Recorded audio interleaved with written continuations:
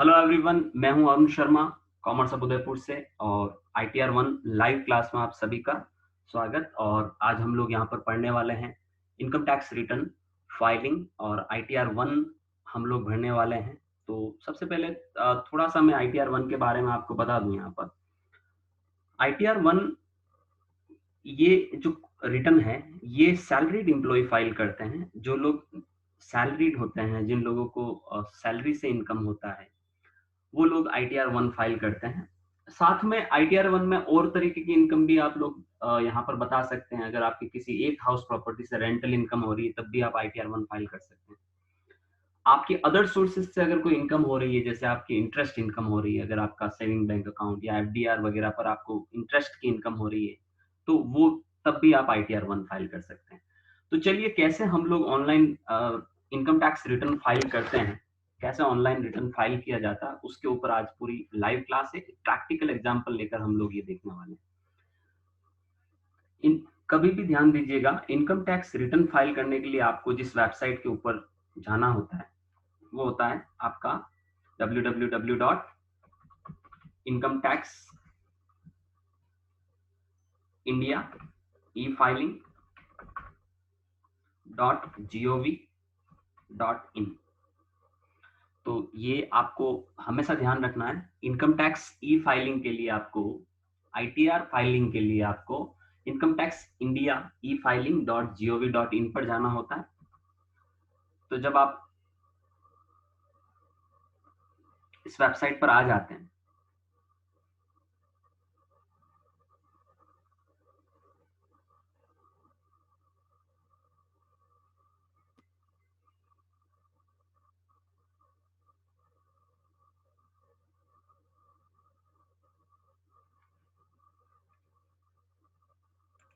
ये देखिए आपके सामने जो वेबसाइट, ये income tax department government of India का वेबसाइट है।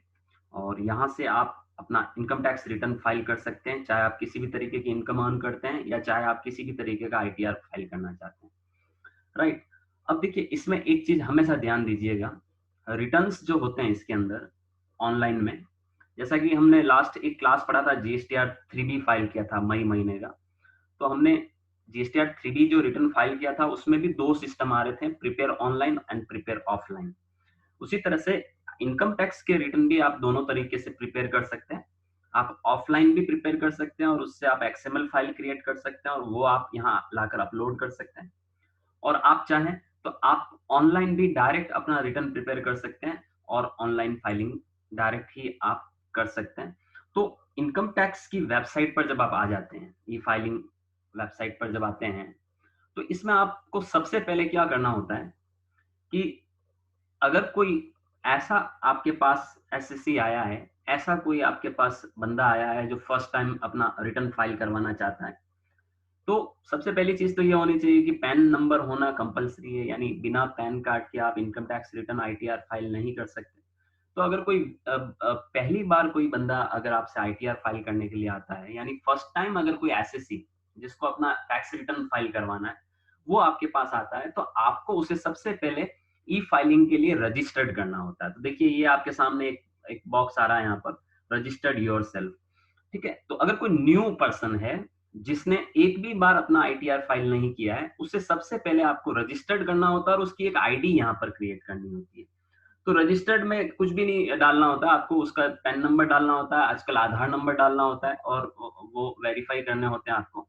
और जब आप उसको रजिस्टर्ड कर लेते हैं, तो उसके बाद वो आप उसकी यहाँ पर आईडी में लॉग इन कर सकते हैं। तो हम जैसे किसी भी पार्टी को उसकी आईडी और पासवर्ड डालकर यहाँ से लॉग इन कर सकते हैं रिटर्न फाइल करने के लिए। तो यहाँ पर भी जस्ट लाइक सिमिलरली जो जीएसटी पोर्टल पर टैक्स पेयर की आईडी होती है, वैसे इनकम टैक्स पोर्टल के ऊपर भी हर एक टैक्स पेयर की एक आईडी आपको क्रिएट करनी होती है, जिसमें उसका पैन नंबर रजिस्टर्ड होता है।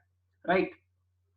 जीएसटीएन में क्या होता है, जीएसटी के पोर्टल पर आपको उसको जीएसटी में रजिस्टर्ड करना होता है, तब जाकर उसको उसका आईडी मिलता है। उसी तरह से इनकम टैक्स में क्या होता है, अगर किसी को भी आपको इनकम टैक्स की आईडी क्रिएट करना है, तो उसका पैन नंबर होना चाहिए। तो क्या जरूरी है, पैन नंबर जरूरी होता है। ठीक है। यहाँ से आप लॉग इन कर सकते हैं उसकी आईडी के अंदर जाकर। अब एक चीज और बताऊं मैं आपको, यहाँ जस्ट आप देखिए कि लॉग इन हियर के जस्ट नीचे एक ऑप्शन दिख रहा है डाउनलोड में, आईटी रिटर्न प्रिपरेशन सॉफ्टवेयर। तो ये एक ऐसा ऑप्शन होता है जहां आप क्लिक करते हैं अगर,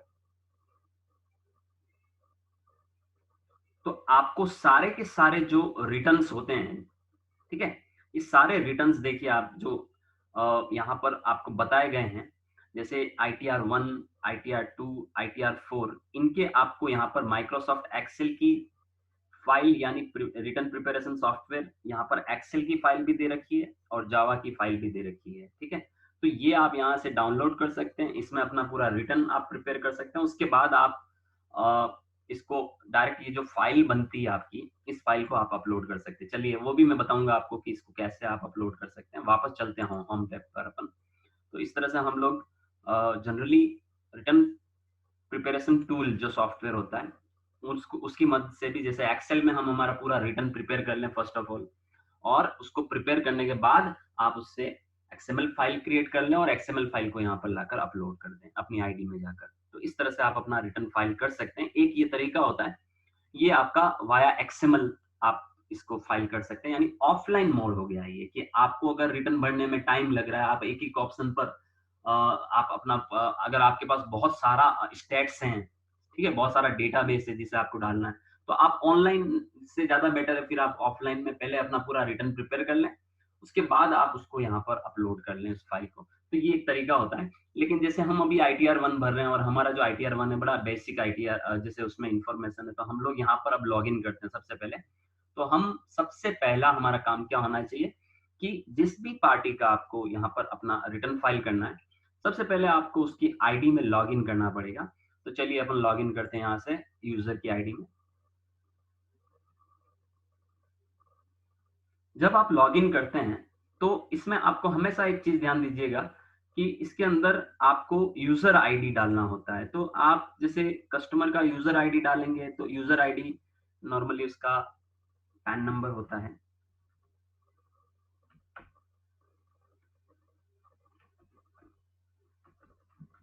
और आपको यहाँ पर उसका जो पासवर्ड है वो यहाँ डालना होगा उसकी आईडी का।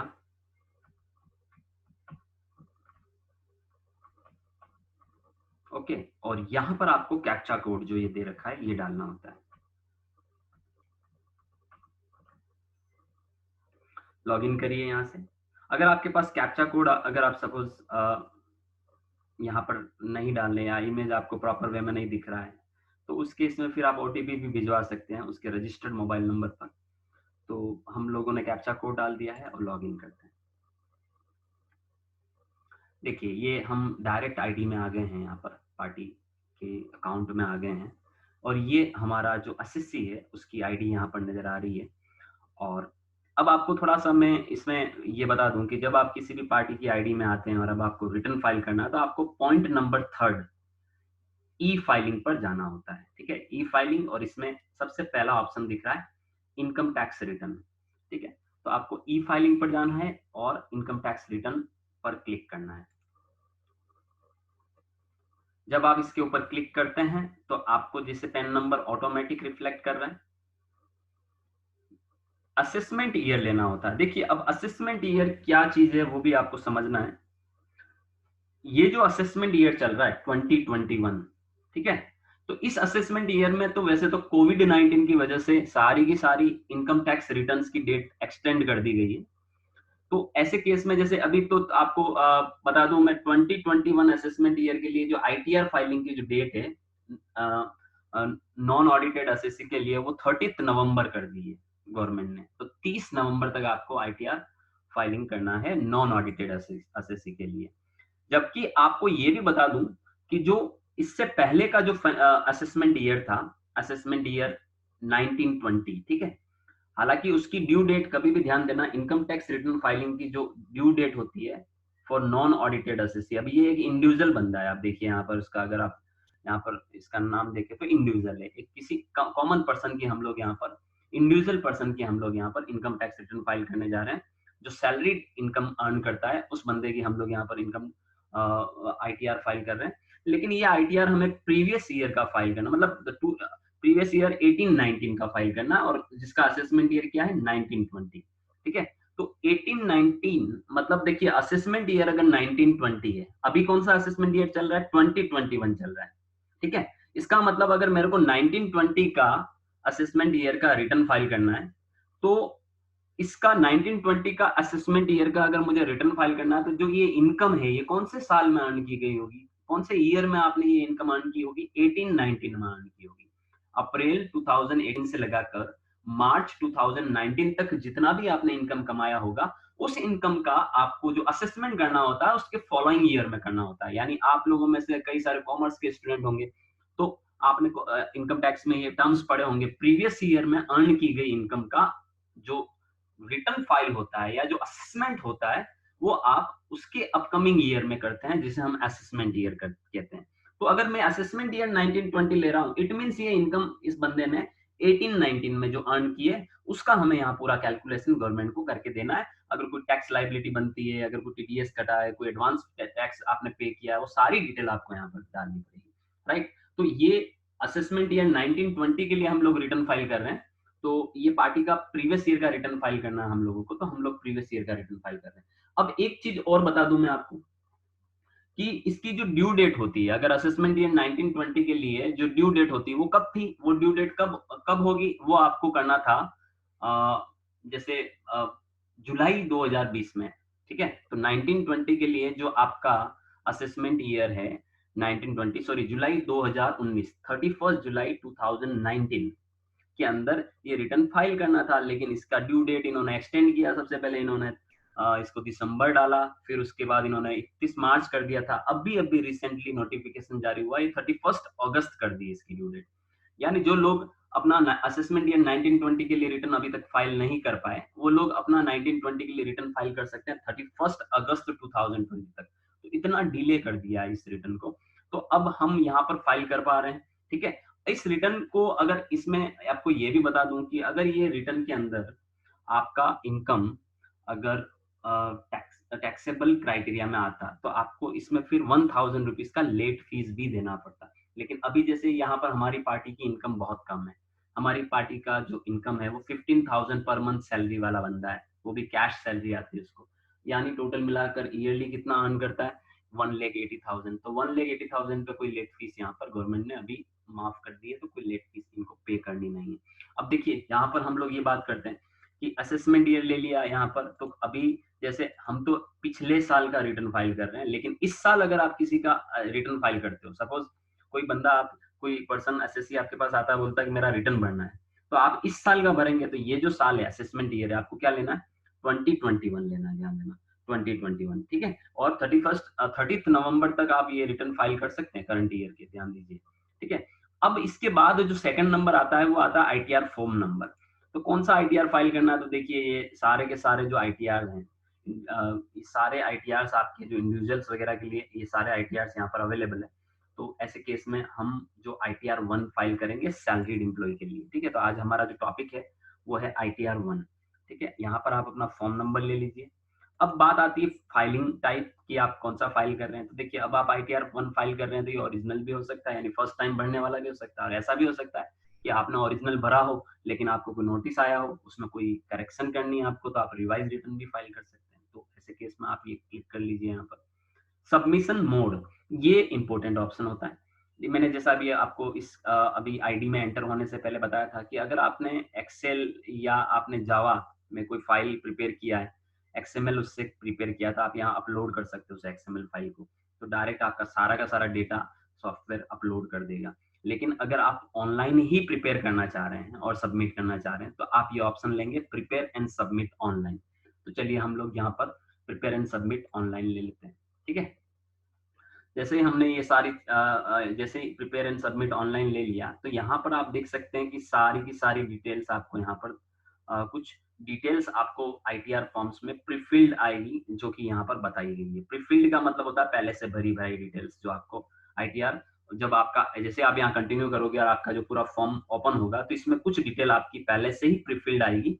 तो देखिए यहाँ पर क्या क्या पॉइंट्स हैं, इनको भी देखना बहुत जरूरी है।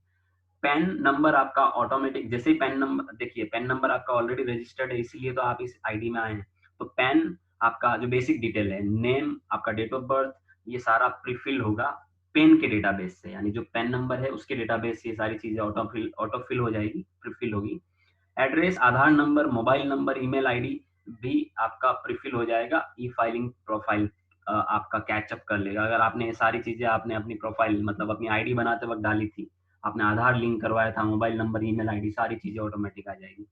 टैक्स का पेमेंट अगर आपने कोई कर रखा है, एडवांस टैक्स का पेमेंट कर रखा है, या आपने टीडीएस टीसीएस आपका कोई डिडक्ट हुआ है, तो वो फॉर्म 26A से ऑटोमेटिक प्रीफिल हो जाएगा। यानी अब देखिए फॉर्म 26A क्या होता है कि अगर आपका कोई भी टीडीएस कटा है ना, टीडीएस आपका कोई भी कटा है, या आपने कोई एडवांस पेमेंट दिया है, या आपका टीसीएस है, तो ये ऑटोमेटिक ही प्रीफिल हो जाता है। ऑटोमेटिक ही आपका ITR-1 जब आप भरेंगे तो ऑटोमेटिक वो सारी इंफॉर्मेशन फॉर्म नंबर 26A से पिक कर लेता है सॉफ्टवेयर। तो आपको कोई भी मैन्युअली फिगर डालने नहीं पड़ते इन चीजों के।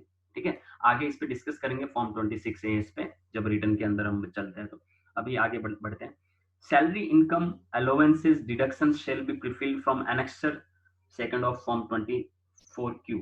अब देखिए अगर कोई सैलरी, आपकी सैलरी इतनी सारी, अगर आपकी सैलरी पर कोई टीडीएस करता है, मतलब अगर आपकी सैलरी, अगर जैसे आपकी सैलरी टीडीएस के स्लैब में आती है, मतलब अभी आज राइट नाउ अभी जैसे अगर अपन बात करें कि 2.5 लाख तक की एग्जेम्पशंस हैं, तो 2.5 लाख से ज्यादा अगर बंदा सैलरी कमाएगा तो उसका ऑब्वियस सी बात है कि उसका टीडीएस काटेगा उसका एम्प्लॉयर। तो अगर सैलरी के ऊपर टीडीएस कटा है और टीडीएस का रिटर्न आपके एम्प्लॉयर ने फाइल कर दिया है, तो उस केस में क्या होगा कि अगर आपके एम्प्लॉयर ने टीडीएस का रिटर्न फाइल कर दिया तो ऑटोमेटिक आपकी सैलरी, इनकम, अलाउंसेस, डिडक्शन सारे के सारे यहाँ पर प्रीफिल हो जाएंगे।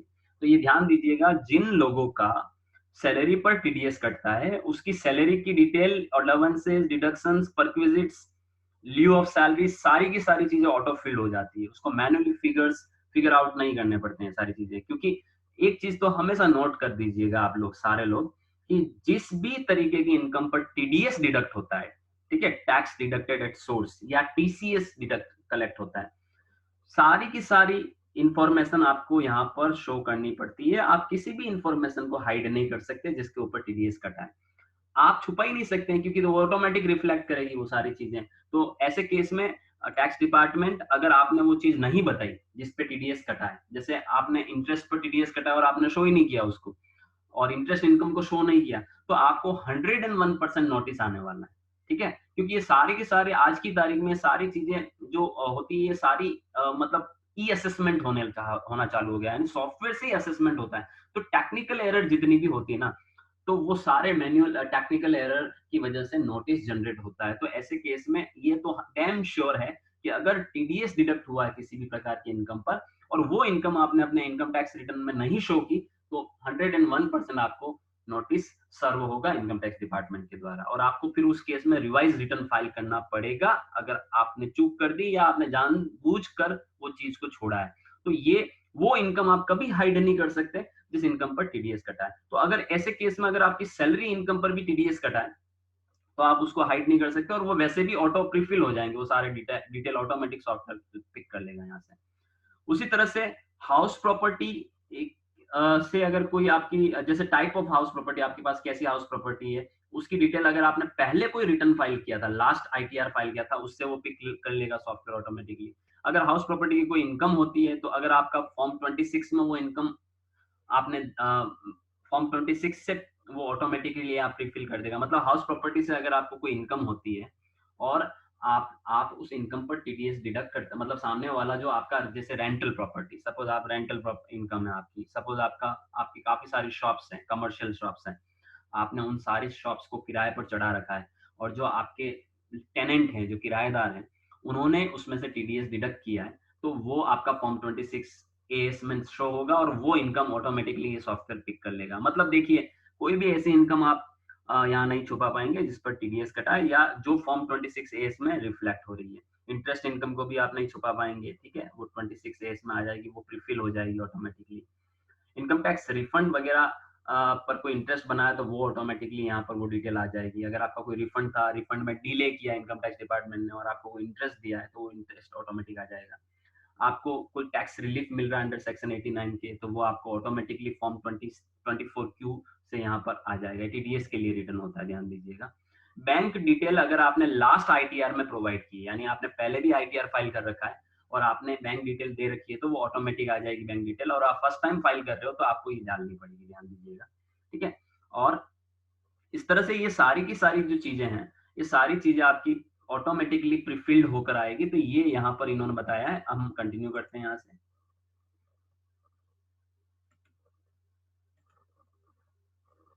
एक चीज हमेशा ध्यान देना, जब आप ऑनलाइन रिटर्न फाइल करते हैं तो कभी भी बैक बटन पर क्लिक नहीं करना है आपको। ठीक है, बैक बटन पर क्लिक करते ही वो लॉग आउट कर देगा प्रोफाइल से। तो कभी भी बैक बटन पर कभी क्लिक नहीं करना है, बैक स्पेस कभी नहीं प्रेस करना है, वरना वो लॉग आउट कर देगा।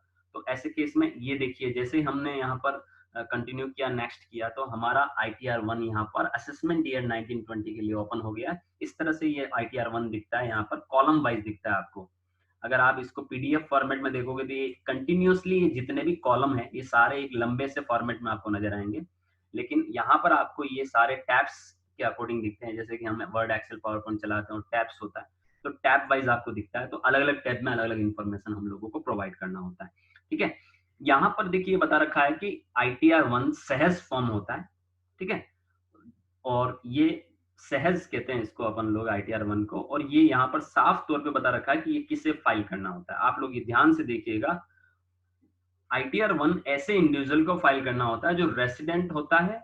रेसिडेंट का मतलब इंडिया का रेसिडेंट, ऑर्डिनरी रेसिडेंट होता है। आप लोगों में से जो इनकम टैक्स पढ़ा है उसको पता है, ordinary resident, non ordinary resident और नॉन रेसिडेंट। इनकम टैक्स में कोई भी इंडिविजुअल को हम रेसिडेंशियल स्टेटस के आधार पे 3 पार्ट में बांट सकते हैं। तो जो इंडिया में ऑर्डिनरी रेसिडेंट होता है, having total income up to 50 lakh, जिसकी इनकम 50 लाख तक हो, जिसमें सैलरी इनकम हो, एक हाउस प्रॉपर्टी से रेंटल इनकम हो सकती है, अदर सोर्सेस की इनकम हो सकती है जो कि इंटरेस्ट इनकम होती है। अदर सोर्सेस में कई सारे लोगों का FD होता है, RD होता है, सेविंग बैंक अकाउंट में पैसा होता है तो उस पर ब्याज मिलता है। तो ऐसे केस में आप इंटरेस्ट इनकम भी आपकी अदर सोर्सेस की इनकम होती है, इसमें शो कर सकते हैं। और 5,000 रुपए तक की आपकी एग्रीकल्चरल इनकम हो सकती है, 5,000 से ज्यादा नहीं। 5,000 तक अगर आप एग्रीकल्चरल इनकम अर्न करते हैं तब भी आप ये ITR-1 फाइल कर सकते हैं। तो 4 तरीके की इनकम आप इसमें शो कर सकते हैं। सैलरी इनकम, एक हाउस प्रॉपर्टी से होने वाली इनकम, रेंटल इनकम, और अदर सोर्सेज से इंटरेस्ट इनकम, और agricultural income up to 5,000 rupees. आप ये सारी इनकम इसमें शो कर सकते हैं ITR-1 में। ठीक है, और इसके लिए आप ITR-1 फाइल कर सकते हैं, लेकिन आपकी इनकम 50 लाख तक होनी चाहिए, 50 लाख से ज्यादा पर नहीं। ठीक है, अगर आप किसी कंपनी में डायरेक्टर है, या आपने किसी भी ऐसी कंपनी के इक्विटी शेयर परचेज किए हैं जो अनलिस्टेड है, जो सेबी में या सिक्योरिटी मार्केट में, शेयर मार्केट में कोई कंपनी अगर लिस्टेड नहीं है, तो ऐसी कंपनी के अगर आपके पास शेयर है जो अनलिस्टेड है, तो ऐसे केस में अगर आप किसी, सुनना है वापस ध्यान से, अगर आप इंडिविजुअल तो हैं, आपकी इनकम भी 50 लाख से कम है, आप ये चारों तरीके की इनकम भी अर्न करते हैं, लेकिन अगर आपने किसी कंपनी में डायरेक्टरशिप होल्ड कर रखा है, या आपने किसी भी अनलिस्टेड कंपनी के इक्विटी शेयर खरीद रखे हैं, तो ऐसे केस में आप ITR-1 के लिए एलिजिबल नहीं है। ध्यान दीजिएगा, आप ITR-1 फाइल नहीं कर पाएंगे उस केस में। तो ये बहुत ही इंपॉर्टेंट पॉइंट है जो आपको ध्यान में रखना है। ठीक है, कि ऐसे इंडिविजुअल ITR-1 फाइल नहीं कर सकते जो कि या तो डायरेक्टर है किसी कंपनी में, या जिन्होंने किसी कंपनी में अनलिस्टेड इक्विटी शेयर में इन्वेस्ट किया हो, वो ITR-1 फाइल नहीं कर सकते। अब चलिए देखते हैं यहाँ पर वन बाई वन, एक एक यहाँ पर टैब ITR-1 के लिए। ठीक है, सबसे पहले यहाँ पर आप देख सकते हैं इंस्ट्रक्शन दे रखे हैं ITR-1 फाइल करने के लिए। आपको जो इंस्ट्रक्शंस हैं, इसको भी आप देखिए, कोई भी चीज आप जब फर्स्ट टाइम करते हैं ना, जैसे हम लोग भी हैं, प्रोफेशनल्स हैं, हमने जब फर्स्ट टाइम कोई चीज किया होगा तो हमने हर एक पॉइंट को बहुत बारीकी से पढ़ा होगा। तो हम लोग कभी भी ध्यान दीजिएगा, जब आप फर्स्ट टाइम कोई चीज करते हैं, जैसे आप आज ITR-1 भी देख रहे हैं, तो आपको सारी चीज बहुत बारीकी से समझनी होती है, बारीकी से देखना होता है, एक एक पॉइंट आपको क्लियरली रीड आउट करना होता है, क्योंकि आप यहाँ मिस्टेक नहीं कर सकते। ना आप GST के रिटर्न में मिस्टेक कर सकते हैं, ना आप इनकम टैक्स रिटर्न में मिस्टेक कर सकते हैं, क्योंकि ये सारा प्रैक्टिकल वर्क है। ये कोई आप डमी नहीं है, ये कोई डमी डेटा नहीं है कि हम लोग ने यहाँ पर हर कुछ भर दिया और सेव कर दिया। नोटिस आ जाएगा, व्यापारी वहाँ SSC को नोटिस आ जाएगा, वो कैसे निपटेगा उससे। इसलिए यहाँ पर आप बिल्कुल रिस्क नहीं ले सकते। तो देखिए, सबसे पहले आता है जनरल इंस्ट्रक्शंस। क्या है जनरल इंस्ट्रक्शंस, देखते हैं। While entering the data in online return, please do not click back button in the browser and press backspace button, you will be logged out। ये मैं आपको बता चुका हूँ कि अगर आप बैक बटन या बैक स्पेस की प्रेस कर देंगे तो ऑटोमेटिक ही आप आईडी से बाहर हो जाएंगे। इसलिए ऑनलाइन रिटर्न भरते वक्त कभी भी बैक या बैक स्पेस की आप प्रेस ना करें। सारे के सारे अमाउंट आप इंडियन रुपीज में डालें। कैलेंडर कहीं पर भी अगर आपको डेट प्रोवाइड करनी हो तो हमेशा DDMM YY फॉर्मेट में डेट आप एंटर करें। कई सारे लोगों की आदत होती है कि वो मंथ को पहले डालते हैं, डेट को बाद में डालते हैं, ईयर को उसके बाद डालते हैं। तो आपको यहाँ पर हमेशा ध्यान देना DDMM YY आपको हमेशा ये फॉर्मेट में कैलेंडर मतलब डेट डालना है, ठीक है।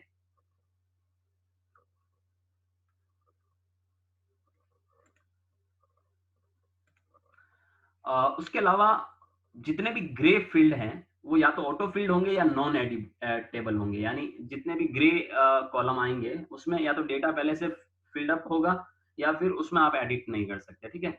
और हमेशा ध्यान दीजिएगा आप सारे, जब भी आप जैसे 1 बाई 1 एक एक टैब पर काम करेंगे तो हर टैब के बाद आप उसे सेव जरूर कर लिया करें, ठीक है। सबमिट कभी नहीं करना, आपको सेव करना है। जब तक आपका पूरा का पूरा सारे टैब्स नहीं हो जाए तब तक आपको सबमिट नहीं करना है।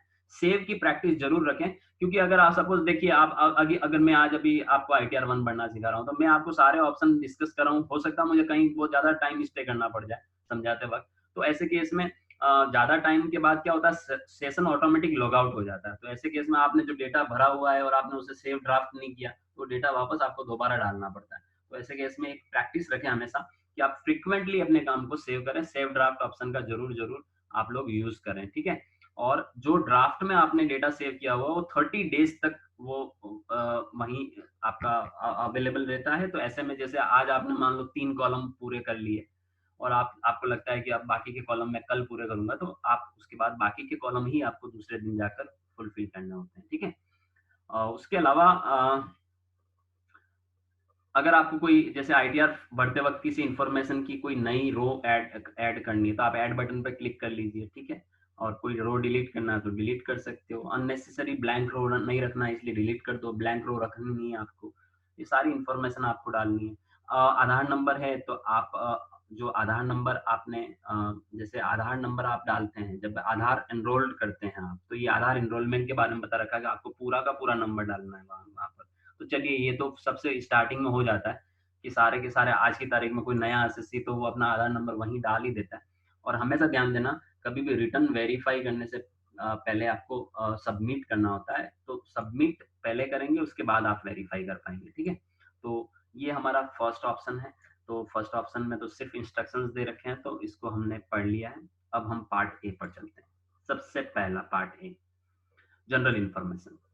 पार्ट ए में ऑलमोस्ट सारी की सारी इंफॉर्मेशन, ये देखिए ग्रे फील्ड जो दिख रहे हैं ये सारे के सारे नॉन एडिटेबल है, यानी आप इन्हें एडिट नहीं कर सकते, ये पैन नंबर से पिक किए गए हैं, ठीक है। तो अब देखिए भाई ये जो पार्ट ए आया है आपका, तो ये पार्ट ए में जैसे यहाँ पर पैन नंबर आ रहा है, ठीक है। यहाँ पर फर्स्ट नेम एसएससी का, लास्ट नेम ऑटोमेटिक आ रहे हैं सारे, मिडिल नेम होता मिडिल नेम आता, आधार नंबर आ रहा है ये देखिए आप यहाँ पर, ठीक है। तो ये इसका मतलब ये है कि इस पार्टी ने अपना पैन नंबर और आधार नंबर आपस में लिंक कर रखा है और आधार यहाँ पर ITR में भी आधार नंबर इसने लिंक कर दिया है। ये डेट ऑफ बर्थ आ रहा है, मोबाइल नंबर आ रहा है, ईमेल आईडी आ रहा है, ये सारी इंफॉर्मेशन ऑटोमेटिक पिक कर दी सॉफ्टवेयर ने। पार्टी का पूरा एड्रेस आ रहा है आप देख सकते हैं यहाँ पर। अब यहाँ पर जो एक चीज हमेशा ध्यान देना है कि अगर कोई भी ऐसा फील्ड जिसके ऊपर मान लो एस्टेरिक्स हैं, यानी जो रेड कलर का आप देखिए स्टार मार्क है, तो वो फील्ड आप कभी भी ध्यान दीजिएगा छोड़ नहीं सकते, उसको तो फिल करना ही है आपको।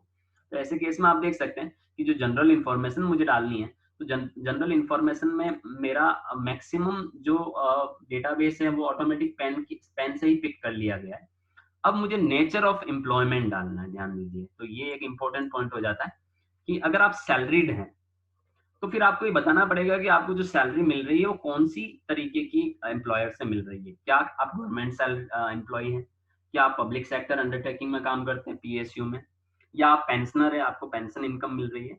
तो ऐसे केस में आप अगर ये भी हो सकता है कि हो सकता है आपको फैमिली पेंशन मिले। फैमिली पेंशन का मतलब आप विडो हैं, आप आपके हस्बैंड की पेंशन आपको अब मिल रही है, ओके। अगर आप कोई प्राइवेट कंपनी में काम करते हैं तो उस केस में आपको अदर्स लेना है, ध्यान दीजिएगा। तो आप जहाँ जो भी आपका ऑर्गेनाइजेशन है उसका आपको स्टेटस यहाँ पर डालना होता है। तो मैं यहाँ पर अदर ले रहा हूँ, नेचर ऑफ एम्प्लॉयमेंट हमें अदर लेना है, ठीक है। और उसके बाद हमें यहाँ पर बताना होता है कि आप देखिए पॉइंट नंबर यहाँ पर ये दिख रहा है कि फाइल्ड अंडर सेक्शन दिख रहा है, ठीक है, और filed in response to notice, ठीक है। तो कई बार ऐसा होता है कि आपने रिटर्न फाइल नहीं किया, आपको नोटिस आया है, जैसे कि सपोज मैंने पिछले 3 साल से मैं रिटर्न फाइल कर रहा था और टैक्सेबल इनकम आ रही थी और इस साल मैंने रिटर्न ही नहीं भरा, तो 101% मुझे नोटिस सर्व होगा, मुझे नोटिस आएगा। नोटिस आने के बाद मुझे रिटर्न भरना पड़ेगा, तो उस केस में मैं यहाँ पर ये लूंगा file in response to notice. और अगर बिना किसी नोटिस के मैं सीधे सीधे जाकर फाइल कर रहा हूँ, तो मैं डायरेक्ट फाइल बटन पर क्लिक कर दूंगा, ध्यान दीजिए, ठीक है। और ये बहुत इंपॉर्टेंट पॉइंट होता है, फाइल अंडर सेक्शन। देखिए यहाँ से आपने लिख दिया फाइल अंडर सेक्शन, तो ये सारे सेक्शन है कि आप जो फाइल कर रहे हैं वो क्या है। क्या आप ड्यू डेट से पहले फाइल कर रहे हैं, तो अंडर सेक्शन 139 सब सेक्शन 1 आपको लेना है। बी लेटेड यानी आपकी ड्यू डेट निकल गई, अब आप फाइल कर रहे हैं। तो देखिए आपको ये बता दूं कि जो भी लोग असेसमेंट ईयर 1920 के लिए अब रिटर्न फाइल कर रहे हैं वो सारे बी लेटेड रिटर्न कहलाएंगे, क्योंकि ड्यू डेट तो निकल गई है, उसकी ड्यू डेट तो 31 जुलाई 2019 था। आपको 31 जुलाई 2019 तक फाइल करने थे वो रिटर्न्स, आपने उस टाइम नहीं फाइल किया, अब फाइल कर रहे हो, तो ये बिलेटेड रिटर्न कहलाएगा, ध्यान देना। और कई बार ऐसा होता है कि आप एक बार ऑलरेडी फाइल कर चुके हैं, अब आप रिवाइज कर रहे हैं उस रिटर्न को किसी की टेक्निकल एरर की वजह से, तो आप उस केस में रिवाइज कर सकते हैं, ठीक है।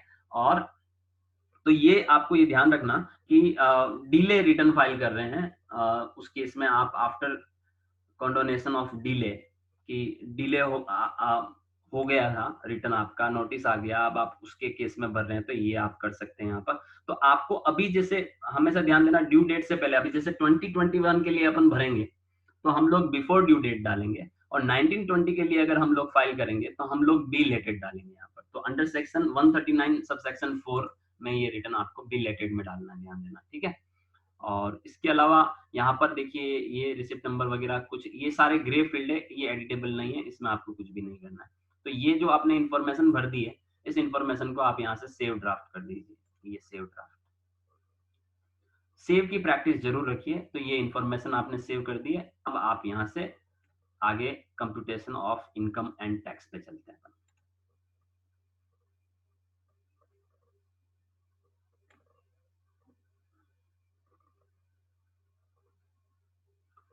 यहाँ पर आपको देखिए नाम से ये टैग इस पे हम लोग यहाँ पर समझ पा रहे हैं कि इसमें हमें हमारी इनकम और टैक्स के बारे में बताना सारा का सारा, ठीक है। अब देखिए वापस से नोटिस वापस से बता रहा हूँ मैं आपको, ITR 1 कौन लोगों को फाइल करना होता है।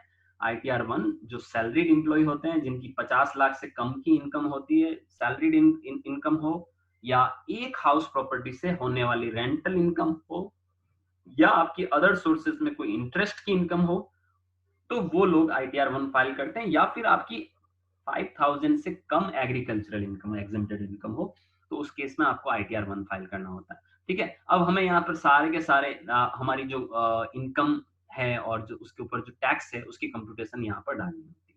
तो चलिए इसके ऊपर अपन बात करते हैं, लेकिन हमारी इस मीटिंग का टाइम ओवर हो गया यहाँ पर। तो मैं एक बार आपको दोबारा यहाँ पर लिंक भेजने वाला हूँ ग्रुप के अंदर, आप फटाफट सारे लोग वापस से क्लास अटेंड करिएगा, ठीक है। Thank you so much.